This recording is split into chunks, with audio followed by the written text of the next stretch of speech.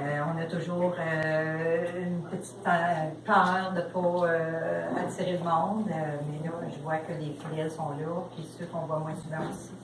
C'est bien gentil, merci. J'ai préparé quelque chose, je ne lirai pas, mais ça m'a aidé un peu à faire le point, parce que je ne sais pas trop de quoi vous parler, je ne sais pas trop qu'est-ce qui pourrait vous intéresser.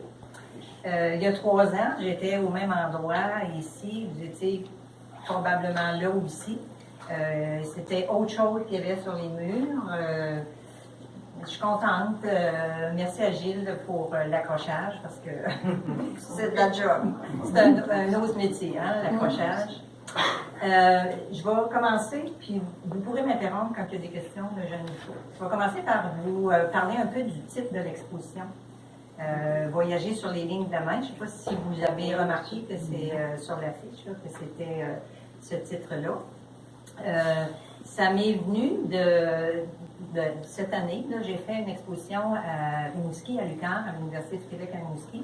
Mon amie France Gagnon était là d'ailleurs, oui. Sur le thème d'Anne Hébert qui fêtait, non, elle fêtait pas, elle est morte, mais on soulignait le 100e anniversaire de sa mort, de sa naissance.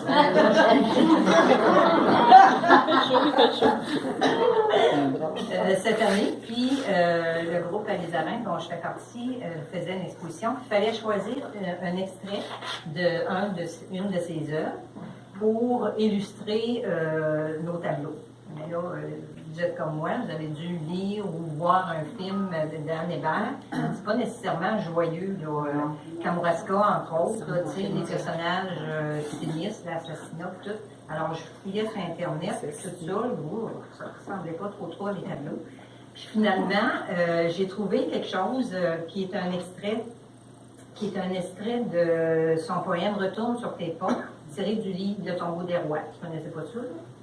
Mais j'étais contente de tomber sur quelque chose d'un peu plus joyeux et, je dirais, mystérieux. Alors, ça disait « Visite ton cœur souterrain, voyage dans les lignes de ta main, cela vaut bien tous les chemins du monde. » Wow! Hein? Très beau. Où est-ce qu'elle a fait ça? Je passer. Alors, c'est ça. Donc, je me suis dit, bon, ça évoque un peu le rêve, l'évasion, les souvenirs de voyage, parce que ce que je peins, c'est pas nécessairement ce que j'ai vu en voyage, mais des fois, ça alimente l'imaginaire et ça me permet de traduire une espèce de mystère peut-être sur mes aquarelles. Alors, puis je me disais aussi ce titre-là, quand quelqu'un regarde nos tableaux, ben, j'espère que ça les fait voyager un peu dans leur tête. Ben non, sur les lignes de leur main. C'est pas dissocié. C'est pas, oui, c'est ça. Puis, je ne sais pas qu'est-ce que ça vous dit. Est-ce qu'il y a quelqu'un qui voudrait nous dire qu'est-ce que ça leur dit, voyager sur les lignes de la main? Qu'est-ce qui vous vient en tête? Ben, il y a la ligne de vie, il y a plusieurs lignes. La ligne de cœur. Mais moi, les lignes de la perspective. Parce que dans le fond, c'est vrai qu'on rentre dans des tableaux. Madame l'a bien dit. Avec la lumière, ça donne une perspective. Donc, tu sais comment les projections, il y a des lignes. Donc, on voyage dans ces lignes-là, on rentre. C'est vrai que c'est intéressant. C'est ça.